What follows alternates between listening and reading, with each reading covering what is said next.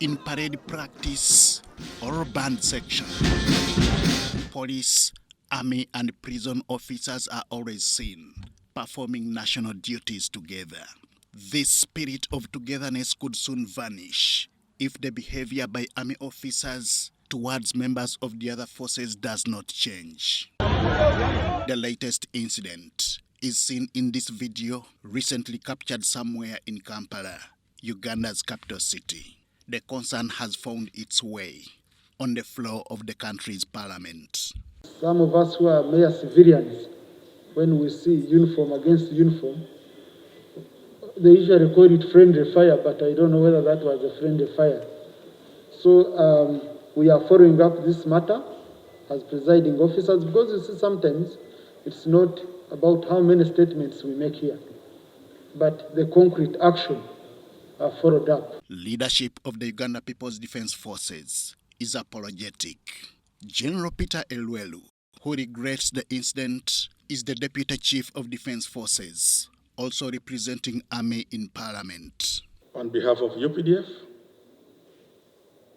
to sincerely apologize to the police and to this House and the people of Uganda for whatever happened. And I know some of those incidents have been happening and they are regrettable.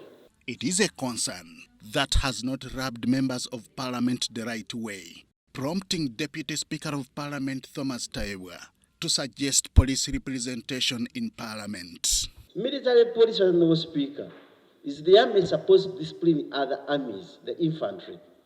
And before 1990, you could never see the army military police coming on the street to cause mayhem or attack people. That's why in Machindi, people have been living there are in harmony with these people. What is happening here now, right now, Speaker, is impunity growing day by day. We are going to bring it to the attention of the Commander-in-Chief and the President, because issues of armed forces, they have a historical perspective and background on why some decisions are taken the way they are taken. But I think it's high time police and prisons go to representatives in this House. However, some members of Parliament do not buy this idea. Why it will not solve the problem is because there's a clash in roles, the role of UPDF and the role of police in respect to internal security. What he should do is condemn the action of the army men and demand that the CDF, the army establishment, look for those errant officers and bring them to book. And us as a committee, by the way, we have picked interest, and when we meet with them, these are some of the things that we shall handle with regard to undermining other forces. The extent to which this will solve the standoff, only time will tell. Henry Okrut, UBC.